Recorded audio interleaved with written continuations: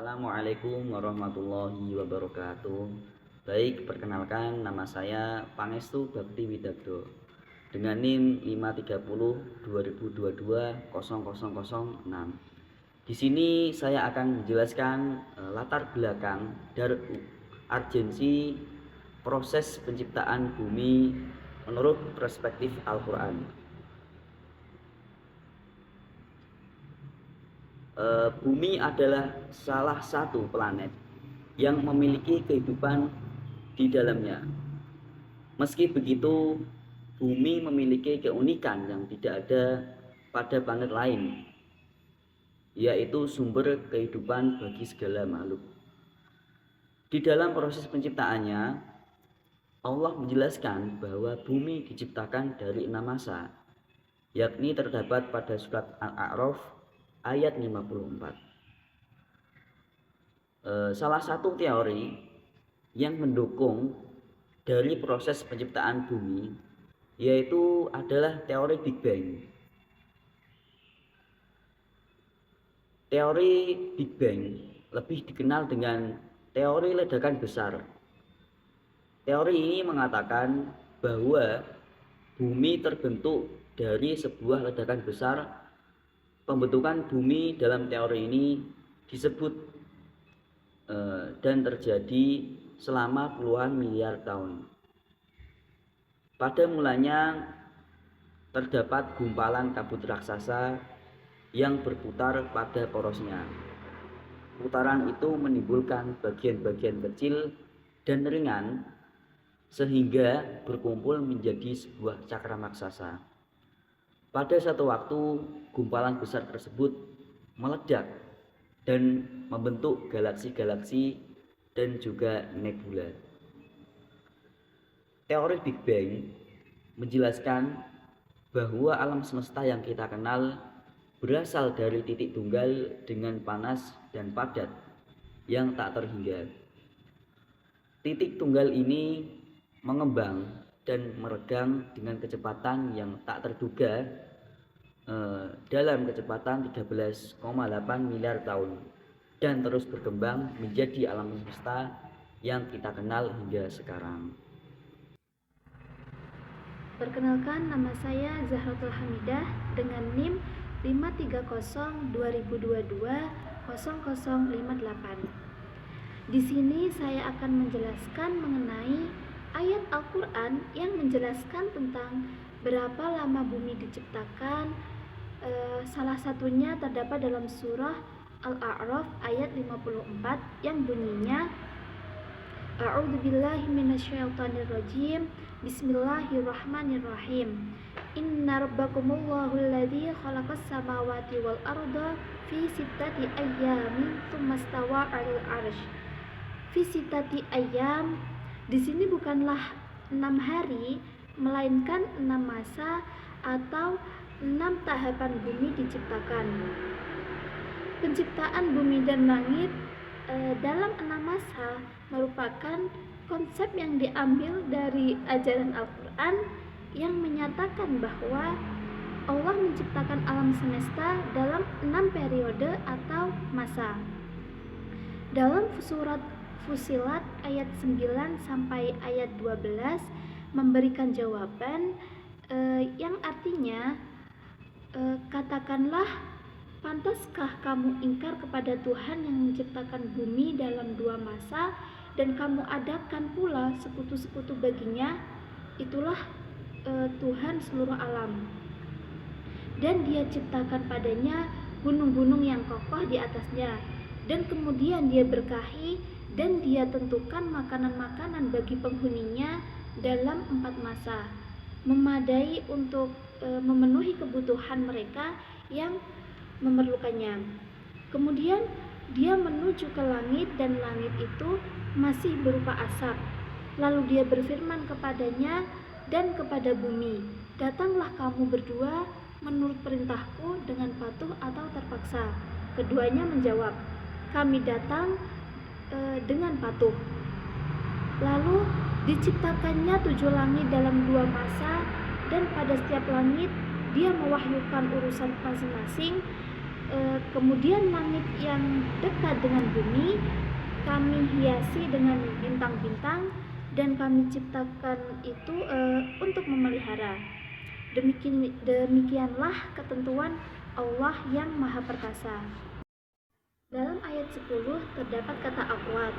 Akwat adalah bentuk jamak, mufradnya qut, artinya makanan. Akwatuha berarti makanan-makanan mereka, manusia dan makhluk penduduk bumi lainnya. Proses penciptaan bentuk bumi dalam waktu 2 masa, proses penyediaan makanan bagi penduduk bumi juga dalam 2 masa. Sehingga sampai bumi menjadi tempat tinggal yang nyaman perlu waktu 4 masa. Makanan penduduk bumi berupa tumbuhan hasil dari bumi dan juga binatang, baik itu binatang air maupun binatang darat. Inilah penjelasan mengapa untuk semua itu perlu waktu yang lama.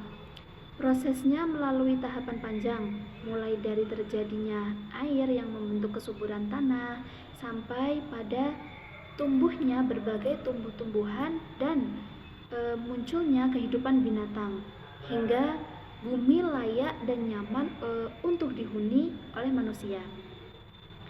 Penciptaan bumi berlangsung dalam waktu 2 masa, dengan demikian juga tahap penyediaan makanan bagi makhluk penghuni bumi terjadi dalam 2 masa.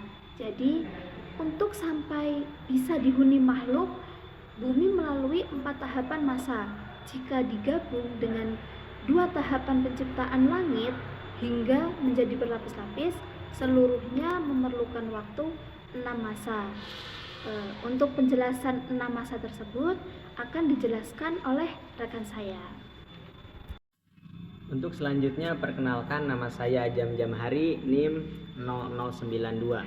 Di sini saya akan melanjutkan penjelasan dari Mbak Zahro, yaitu perihal penciptaan langit dan bumi dalam 6 masa. Nah, kata yaum yang mengindikasikan kronologi masa penciptaan alam semesta menarik untuk kita bandingkan dengan hasil penelitian terbaru dalam astronomi dan kosmologi. Menurut Al-Quran, alam itu termasuk langit dan bumi diciptakan Allah dalam 6 masa. 2 masa untuk menciptakan langit sejak berbentuk dukhon, atau dukhon itu campuran debu dan gas. 2 masa untuk menciptakan bumi dan 2 masa untuk memberkahi bumi dan menentukan makanan bagi penghuninya.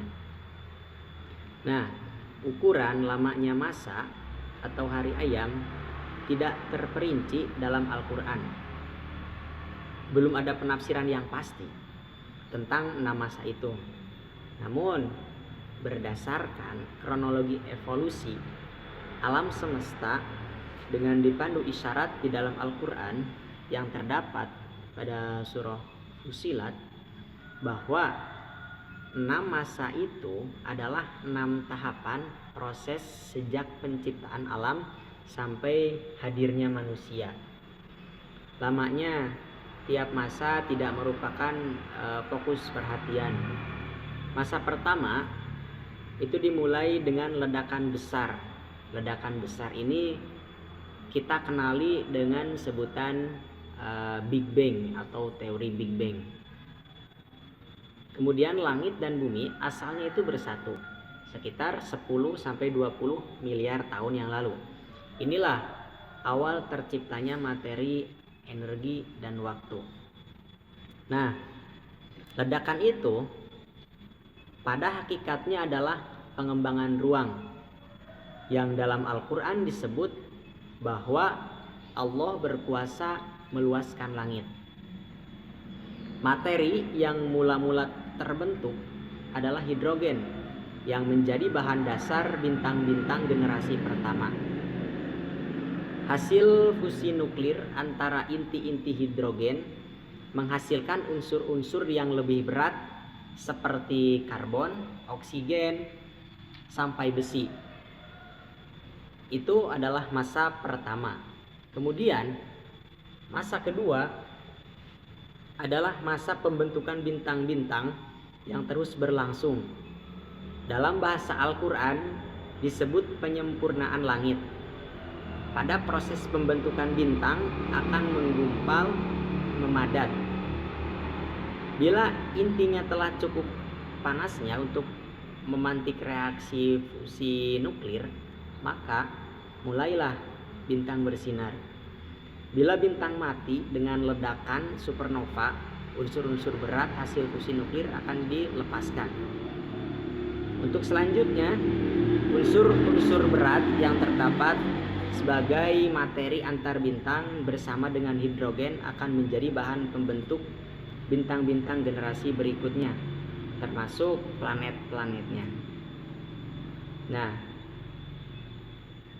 di dalam Al-Quran, penciptaan langit kadang disebut sebelum penciptaan bumi dan kadang disebut sesudahnya, karena prosesnya memang berlanjut antara penciptaan langit dan penciptaan bumi. Untuk kemudian masa selanjutnya akan dijelaskan oleh rekan saya. Perkenalkan, nama saya Muhammad Erdi, NIM 53020220015. Nah, di sini saya akan menjelaskan yaitu proses penciptaan bumi lanjutan dari penjelasan yang sebelumnya.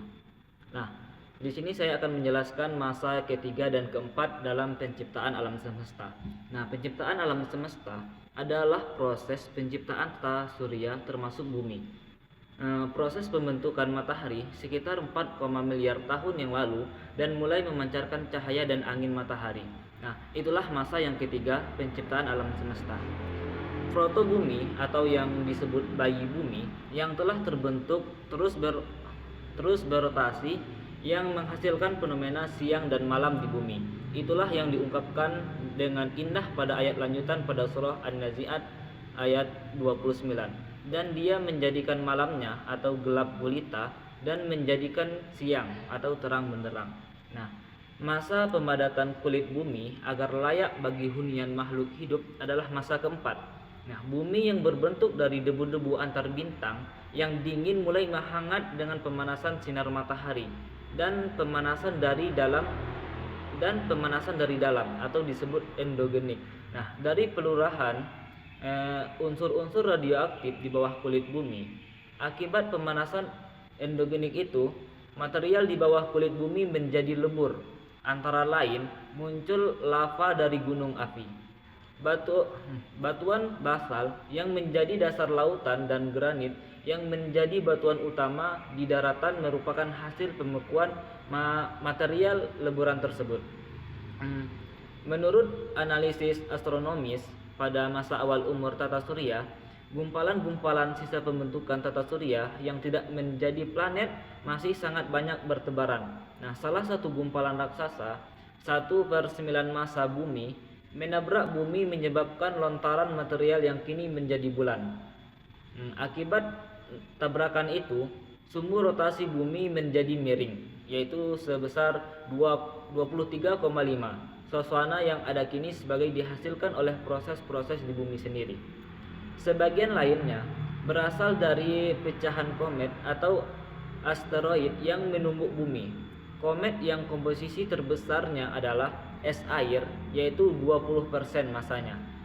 Diduga kuat menjadikan sumber air bagi bumi karena rasio deuterium atau hidrogen di komet hampir sama dengan rasio pada udara di bumi, yaitu sekitar 0,002. Nah, hadirnya udara dan atmosfer bumi tersebut sebagai prasyarat kehidupan merupakan masa kelima proses penciptaan alam. Nah, yang selanjutnya lahirnya kehidupan di bumi yang dimulai dari makhluk bersel tunggal dan tumbuh-tumbuhan merupakan masa keenam dalam proses penciptaan alam. Hadirnya tumbuhan dan proses fotosintesis sekitar 2 miliar tahun yang lalu menyebabkan atmosfer mulai terisi dengan oksigen bebas. Nah, pada masa keenam itu pula proses geologis yang menyebabkan pergeseran lempeng tektonik dan lahirnya rantai pegunungan di bumi terus berlanjut. tersedianya air, oksigen, tumbuh-tumbuhan, dan kelak hewan-hewan pada 2 masa terakhir. Itulah yang agaknya dimaksudkan oleh Allah Subhanahu wa taala memberkahi bumi dan menyediakan makanan bagi penghuninya. Nah, itu sedikit tentang penciptaan bumi masa ke-3 sampai masa ke-6. Selanjutnya, perkenalkan, nama saya Alina Niatul Istiqomah dengan NIM belakang 0038.